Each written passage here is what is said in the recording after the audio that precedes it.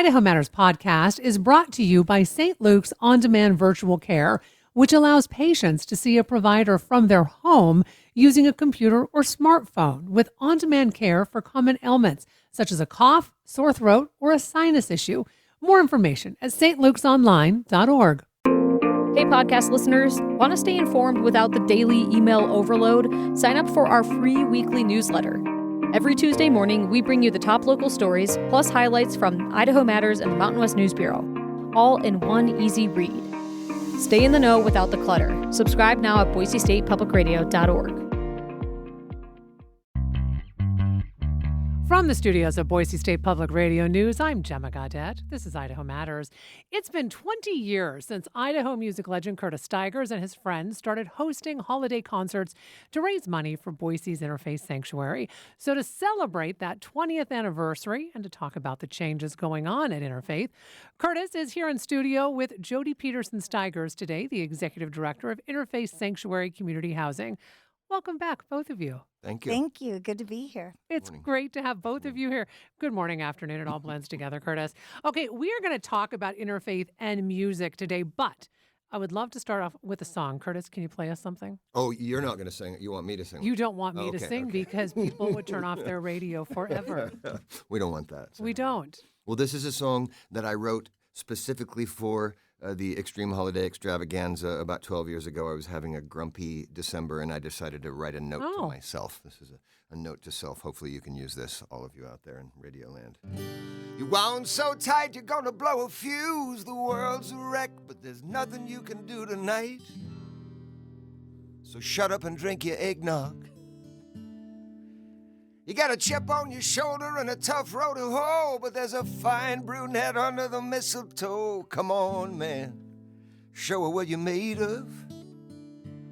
You gotta lay your burden down before the fat man comes to town. And he says, hey, hey, ho, ho, ho, lighten up, it's Christmas. Give a cheer for the mild and meek.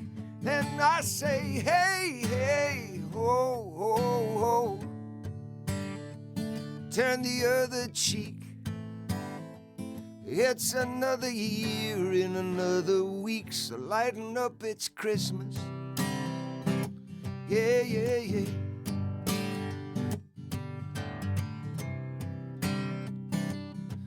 Well, your blood pressure's up and the market's going down, and you're holding a grudge against half the folks in town.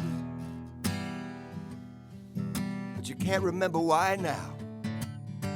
Well, let bygones be bygones, ain't that what they say? Take all of that anger and pack it all away with your flip-flops and your beach towel,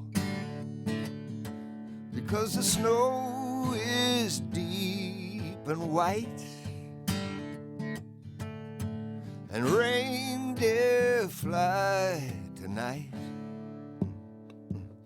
And they say, hey, hey, ho, ho, ho,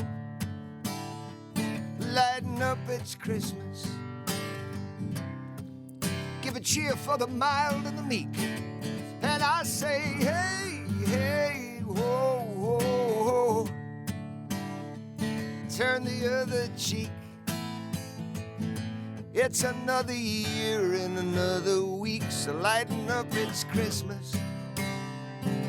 Yeah, yeah, yeah.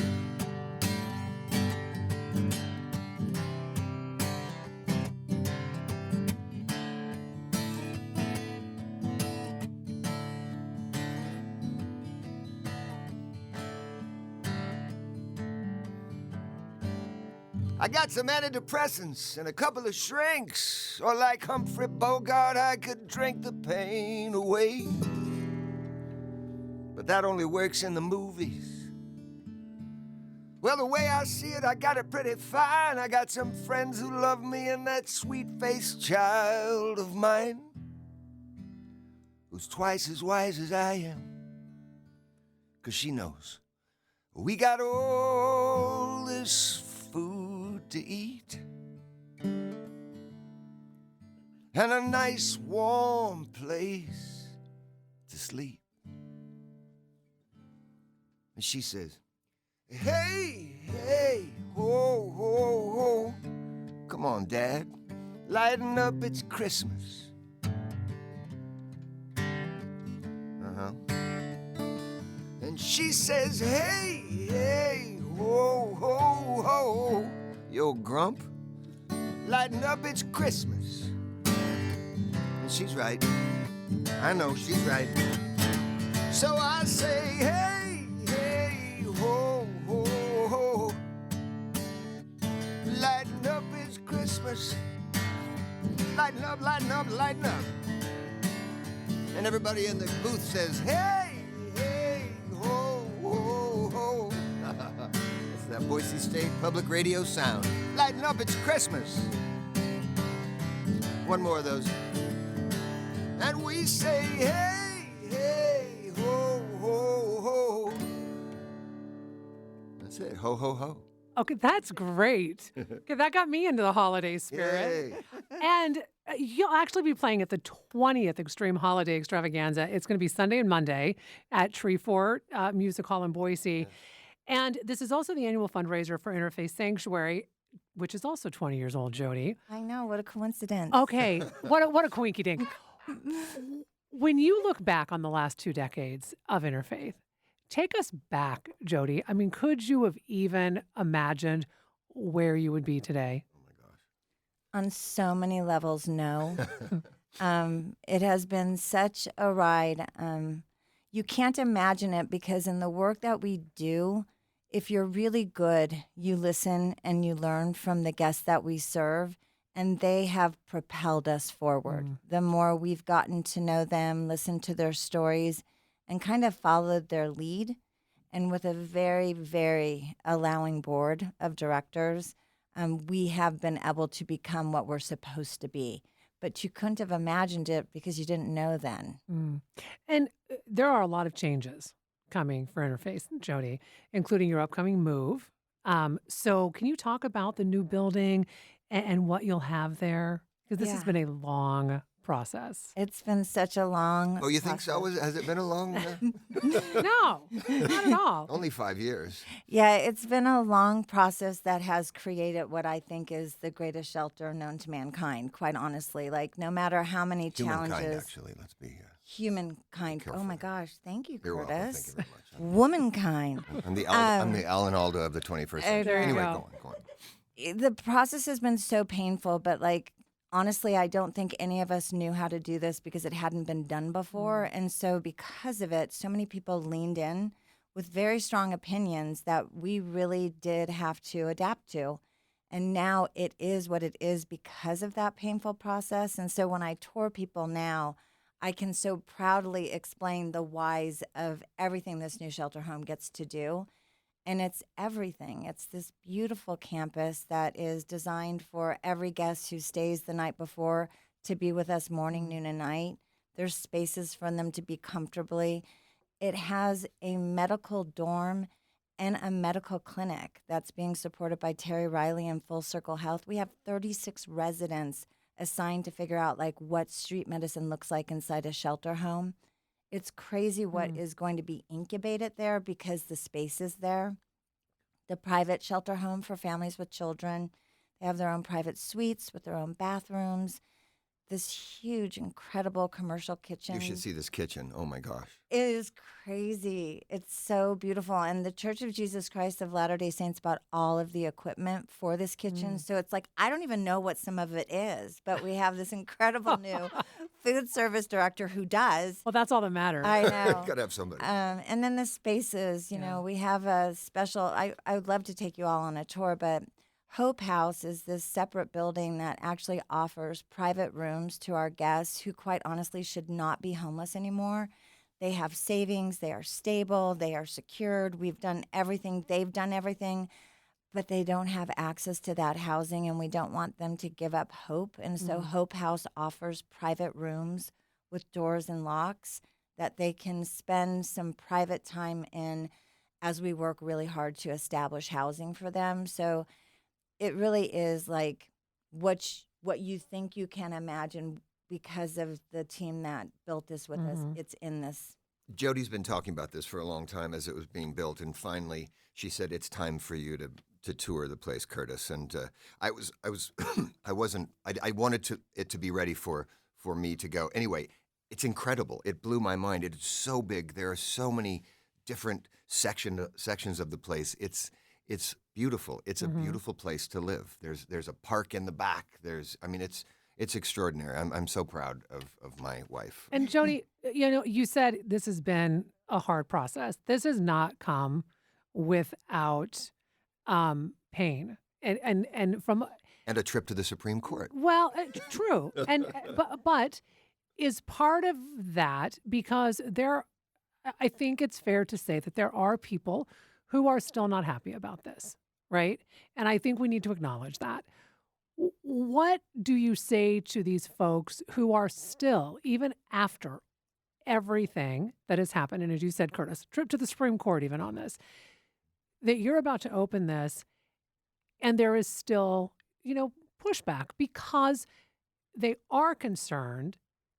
And I think part of that may be because I think a lot of times you're concerned when you don't know what you don't know. Yeah, I think that's exactly right. And I think, this is going to sound so strange, but I do give credit to the opposition for pushing us to be as good as we are, because there's things that they did think about that we now know is necessary. And so, it's a better shelter because of them. It's come at a high cost to learn those lessons, but we in the last few months have been touring neighbors who are uncertain, who are willing to actually walk through the shelter. We've done about 300 neighbors, over 300 neighbors have walked through. And it has been game-changing because what they didn't know, they learn when they go on the tour. And so I will just tell you that last week, this older gentleman on a cane with his wife came to the tour. And before I start them, I always say, let's introduce ourselves and tell me your why for why you wanted to come on this tour. And he said, well, because I don't want you in my neighborhood. I've been funding the opposition to keep you out of here, but it doesn't look like I'm going to win, so I better learn what's going on. And I was like, okay, thank you for your honesty. And so we did the tour. It's a long tour. There's so much detail to how thoughtful this entire building is for not just our guests and staff, but for the neighborhood. And at the very end, he sat down next to me and he was crying. And I said, well, what do you think? And he tapped me on my baseball cap and he said, kids, you've done good. I'm going to start giving you my money. And that's the story. It's I won him over with fact and truth, but all he knew was everything that has been swirling out there for so long. And I can't overcome that. My actions and the actions of our shelter are the only thing that are going to let people feel good about what Boise has to offer now for some of our unhoused population. But he will inspire me to keep inviting people through the door. Plus, it's nice to be called a kid. Well, that's always nice. That's always nice. But I think you bring up a good point too, though, Jodi, is that, in struggle, right? You said the opposition made you have to rethink things, right? So as I said, you don't know what you don't know. Yeah. You didn't know what you didn't know if there hadn't been pushback. No. And I've never built a shelter before. I just became an executive director of a little warehouse that it's the little engine that could, that we do the best we can with what we have and we do amazing work, but it's not how we should do that work. I knew we had to do better, but I didn't know that it was going to be this. And I think that's the beauty of our organization, is that we are allowed to stay very open and fluid. And anytime there was a pause or a rethinking or whatever, Guho Construction, Ørsted Architects, my board, we just kept going, okay, we'll figure this out. I don't think without that kind of collaboration and belief in the project, we'd be here today, talking about the new shelter that's about to open. If it wasn't for COVID, you wouldn't be here today, because you learned so much about the fact, everyone was jammed together in this one little shelter, and then COVID forced Jodi and the city to come up with ideas of how to separate everybody during COVID. but trying to put them back into that little shelter didn't make sense to Jodi, and so that's when she started. Well, and it couldn't happen. You probably had more people. We had you had to serve 100 as more well. people that we were serving, and we saw the conversations about funding, and that the funding that was holding up that hotel shelter was going to go away. Yeah. And then we had raised up this beautiful hotel program where families had their own rooms, and we were able to create this medically fragile program with St. Luke's and St. Al's. We could do home health, respite, hospice for end of life, and that was all going to be gone if we just went back to business as usual. And that's what inspired looking for the campus where we could hold all of that up. So COVID did teach us a lot. We've always called it a little bit of a silver lining. So when is the facility officially opening? So Gemma, you guys are going to get an invitation for a ribbon cutting on January 15th.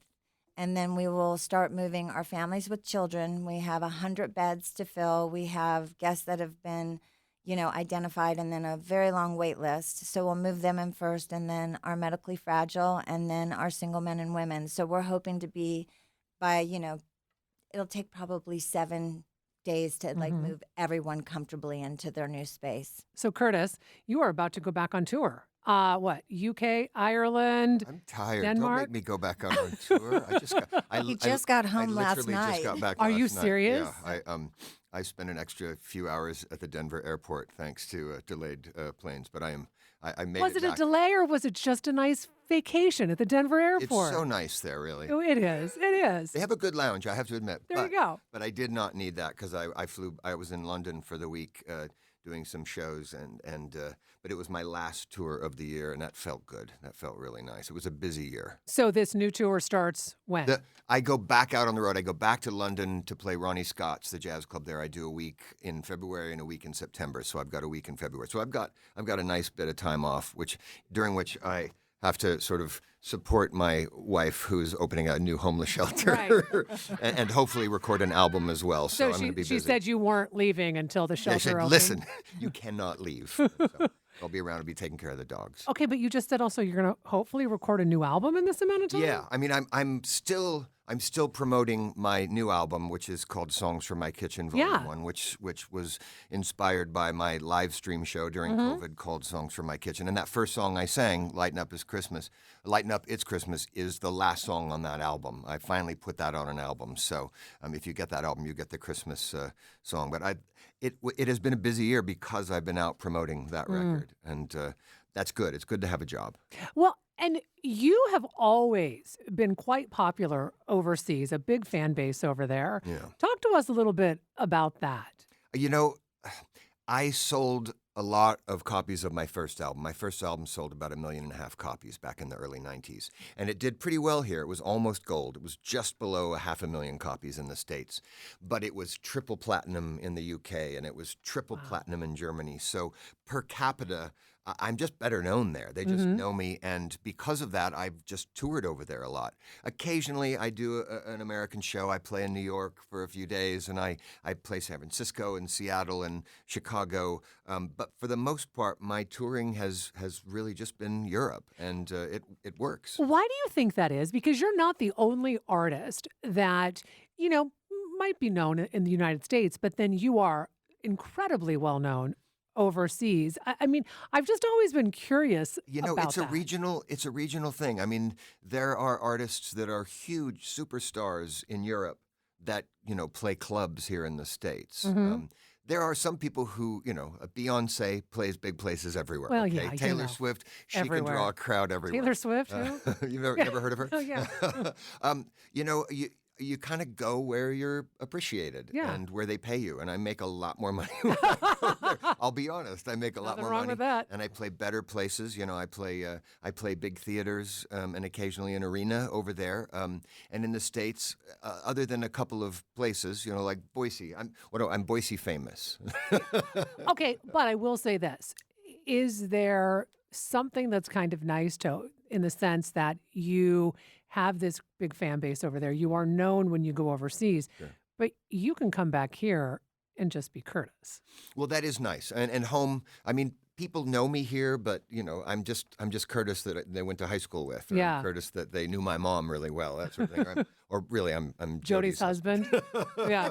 I'm Stanley the dog's owner, but yeah, it is a really lovely place to live and to come home to. Yeah. I always say that when I come home, that's me going on vacation. I don't need to get on a plane and go to the mountains because I live here. I live in a beautiful place, and there are great venues for me to play here. Of course, I've been doing a couple of shows every summer at the Idaho Shakespeare Festival, which I'm going to do again this year. I'm looking at doing a few shows at Boise Contemporary Theater in March, which I'm really excited about. I haven't played there in quite a few years, but they've got some spaces for me. So it's a great place to come home to and relax and play a little music with my friends. Okay, well, speaking of playing music, will you play something for us again? Oh, all right, sure. This is another song from the new album. I think I played this on the show the last time I was on, but I've been playing this a lot because it means a lot to me. I wrote it during COVID, and it's autobiographical. It's about something that happened to me, something that I did very late in life, much later than you probably did or any of you here. When I was 46 years old, I met my father for the first time. Right. It's called Good to Know You, and it's turned out well. His name is Dennis Townsend, and his wife is Denise, and they're fabulous. But it took a bit to sort of figure out how to have a relationship with my dad at 46 years old. So that's what this is.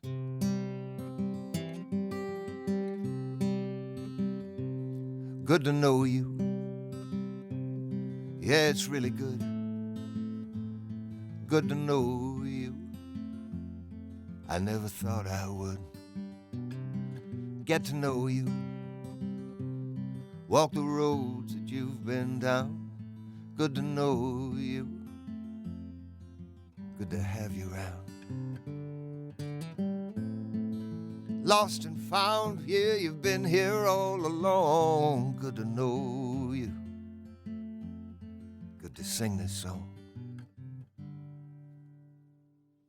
Get to know me. I do my best to let you in. I try to show you some of the places I have been. It's been a long time since I trusted someone new, but this careful heart of mine is opening up to you. Meet my daughter. Yeah, we've got your crooked smile. This still seems awkward. It might take a little while, but it's good to know you.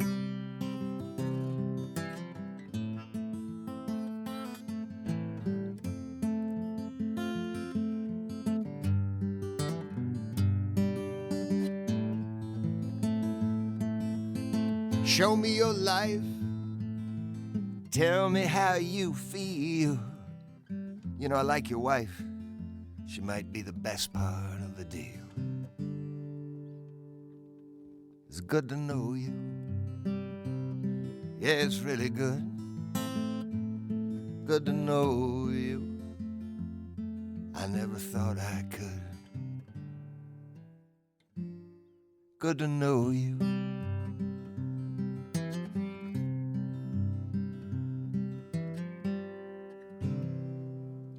Okay, Curtis, I'm going to read you something that you said once.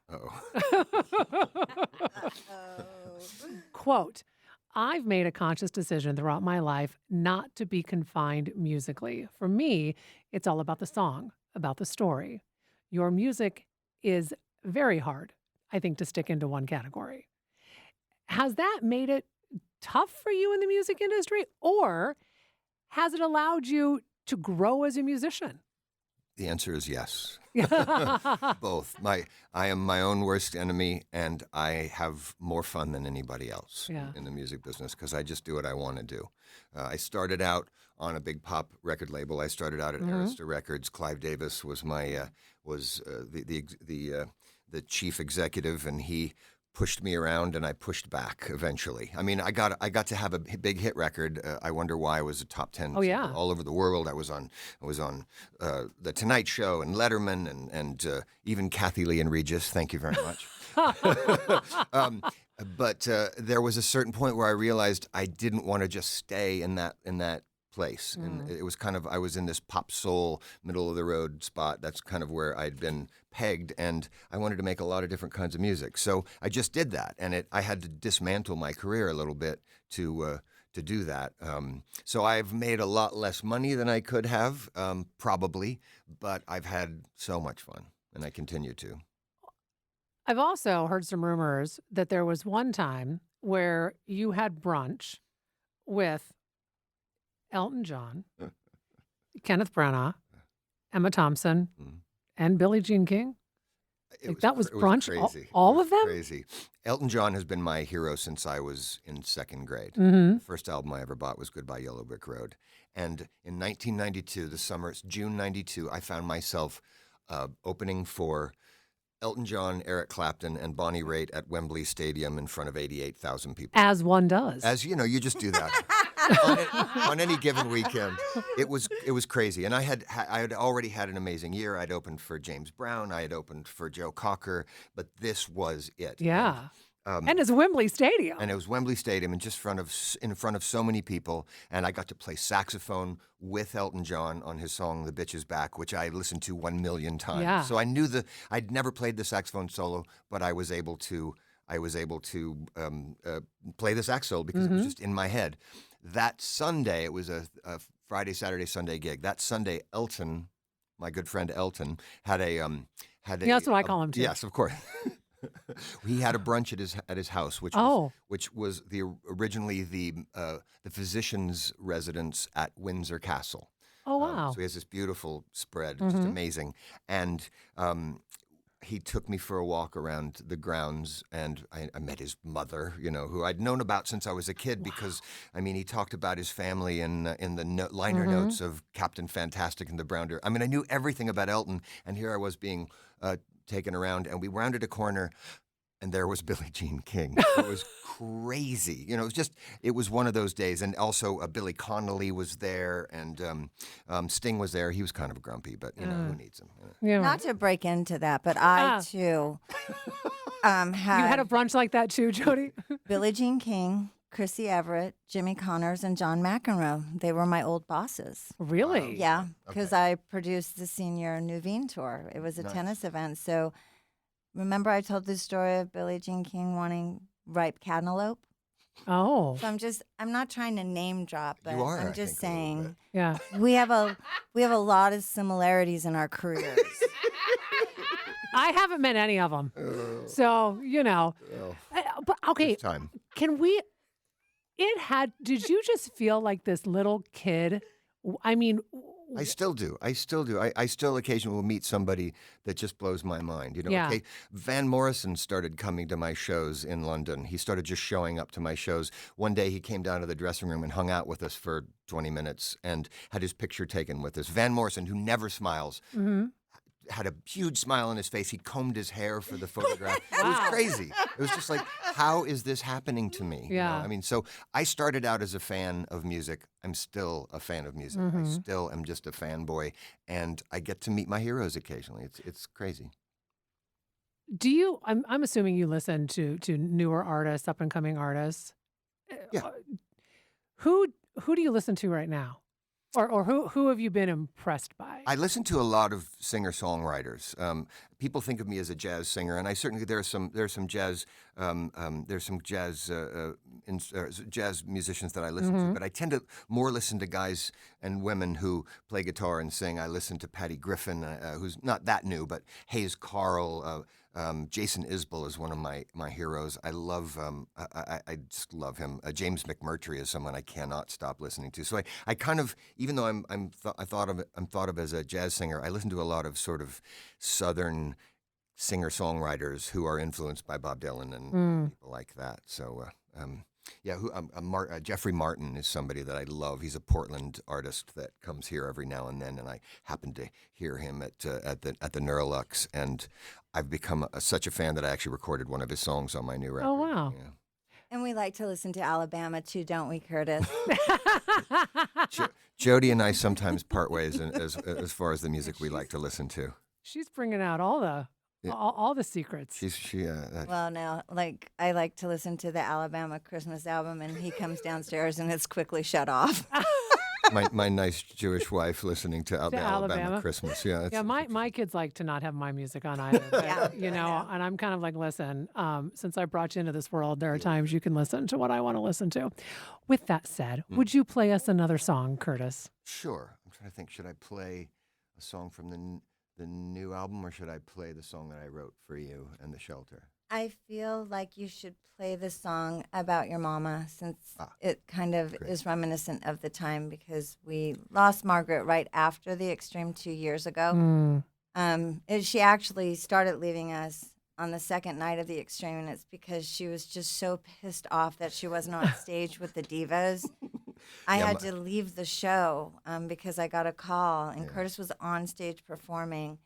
And so I think we need to definitely give her some grace on the station. Margaret Montrose-Stigers was bigger than life, and she used to sing. She was a gorgeous singer. I learned to sing driving around, listening to the radio with my mom, and she was in the Divas. She was a member of Rocky Johnson's The Divas of Boise, and she sang at the show every year until a couple of years ago, and when she couldn't. And so I recorded this. This is a Patty Griffin song. It's a song I've known for 25 years. I've loved it. It always broke my heart, but I never really had a record for it. It just didn't fit any of my records, and I didn't really feel like I owned it, because it is truly heartbreaking, this song. But once my mom had passed, and I was in the studio about 5 months later, and I realized that this song would be perfect. I'll tell this story really quick. My mom, in 1965, my mom was an unwed mother. Yeah. I can't say the word on daytime radio, but You were a child of an unwed mother. I was a child of an unwed mother, and my it was a stigma. It was a scandal. Her sisters were embarrassed, and her parents were nervous. And my mom went to the hospital on her own, and she checked herself into the maternity ward. And as she was filling out the intake form, she came to a little box that said emergency contact, and Margaret Montrose, 20-year-old Margaret Montrose, wrote Clint Eastwood. Reach for the stars, that's right, Margaret. That's my mom. So this is for her. This is Patty Griffin's song, Goodbye.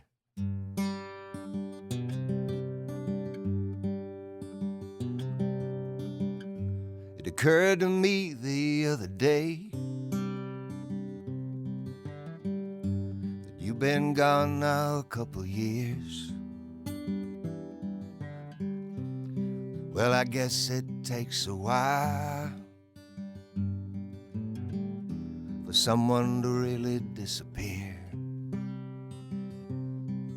And I remember where I was when the word came about you. Was a day much like today? The sky was bright and wide and blue, and I wonder where you are, and if the pain ends when you die. I wonder if there was some better way to say goodbye.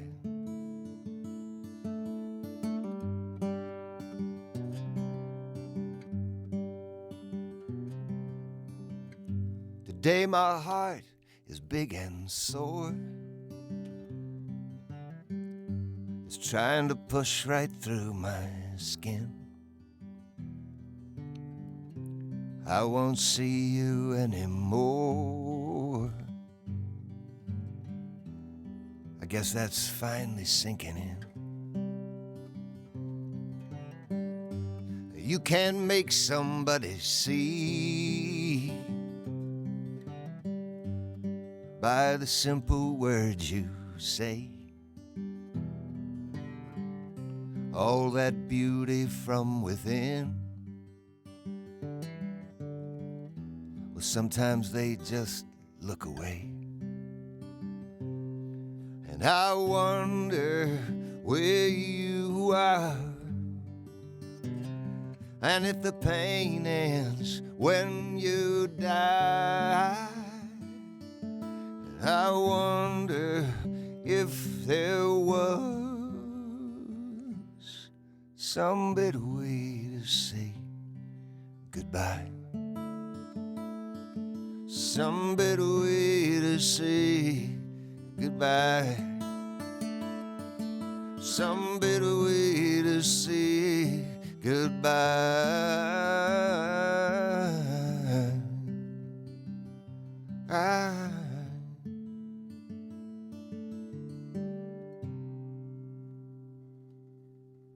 Okay, Jodi, got a big event coming up. We do. Yes. So for folks who aren't familiar, what is the Extreme Holiday Extravaganza? It is everything to our organization. It is really a tradition for our community. Curtis inspired it and asked me to help produce the first ever Extreme Holiday Extravaganza. We had just done a fundraiser for the late great Victor Picaña, who was a Boise State Public Radio DJ for decades. He had the Private Idaho show every Saturday, and he was diagnosed with pancreatic cancer. He had a year to live, and the Boise Co-op, where Jodi at the time was the marketing director, decided they wanted to throw a fundraiser to raise him money so he could go see his family. He could spend the last year of his life living. And so they asked me to put a show together, which I did, kind of a variety show of comedians and musicians, my friends here in town. And Jodi did the marketing. And at the end of the night, it had been a sellout. It was incredible. It was so much fun. I said, wow, you're really good at this. I said, I used to do this show in New York with a guy called Glenn Burtnick. It was Glenn Burtnick's Xmas Extravaganza. We could do something like that and raise funds for a local charity. And Jodi said, did you say the name of it?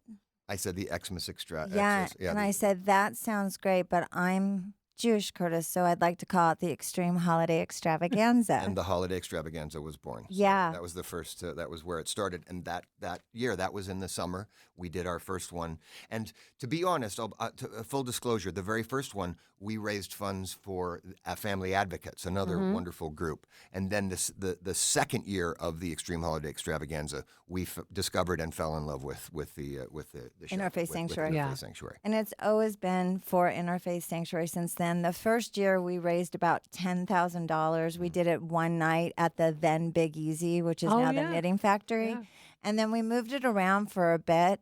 And then we decided it sold out so fast, we should add a second night. And then one year I was really moved. I saw a homeless mother and her child on the corner of 5th and Main or 6th and Main. And I thought, let's do a third night. So we did three did that nights. once. We did that once. It almost killed us.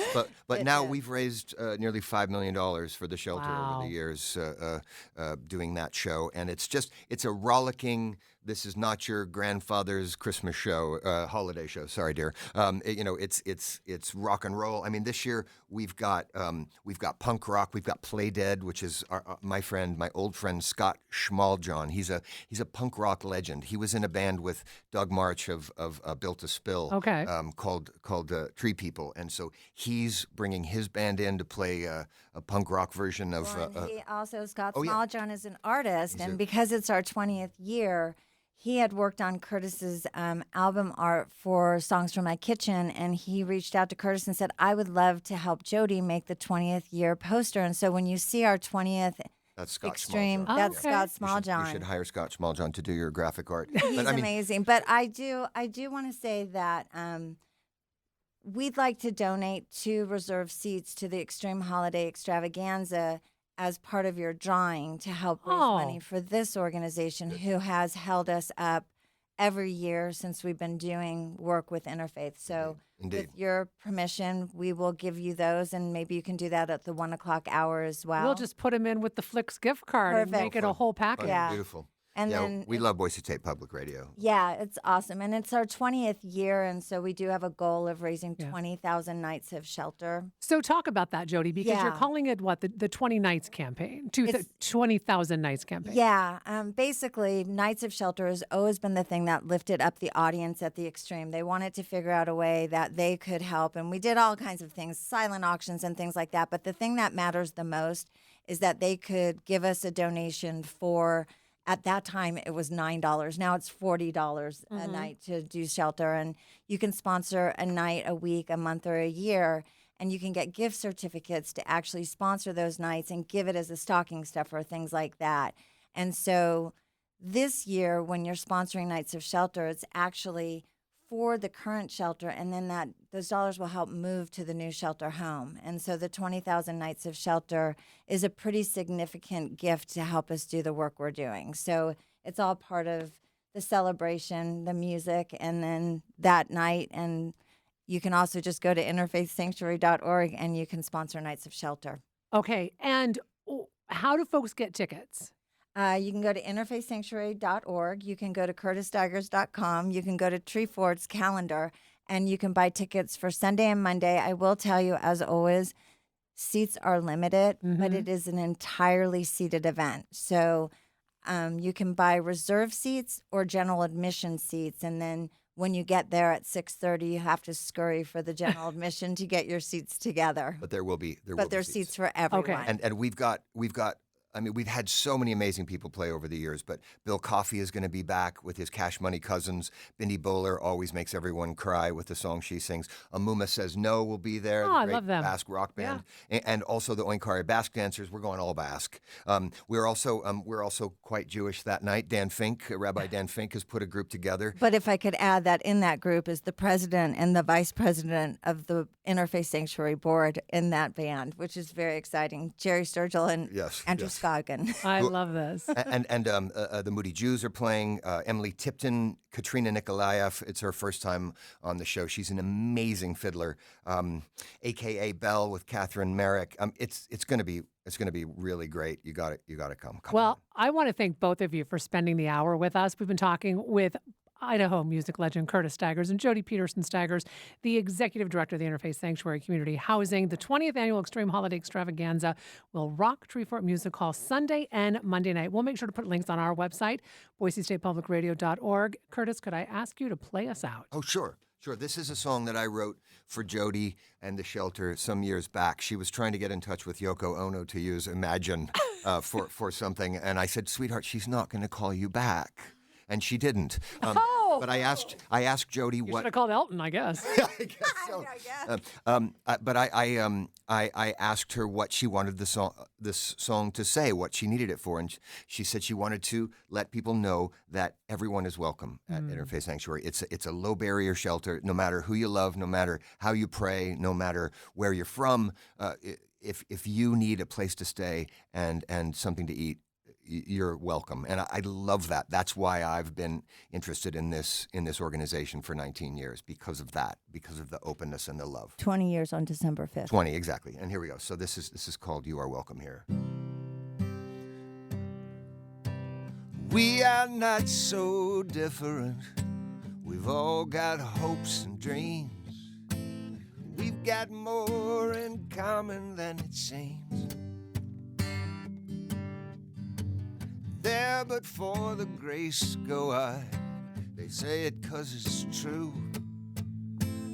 When the night is full of fear, the light is on for you. And you are welcome here. You are welcome here. No matter where you're from, no matter how you pray, you are welcome here. You are welcome. Everyone is someone. Every day's a new day. Yeah, a new day. Who do you call family? Where do you call home? When you cannot make it on your own. Until the skies are clear again. Until the storm is through. Until the morning's here again. The light is on for you.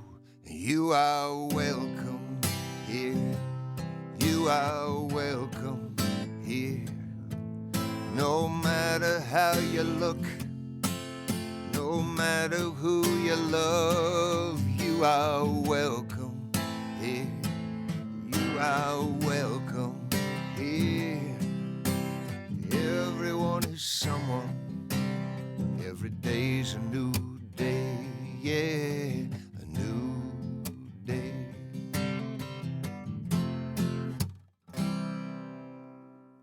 I'm Gemma Gaudette, and this is Idaho Matters.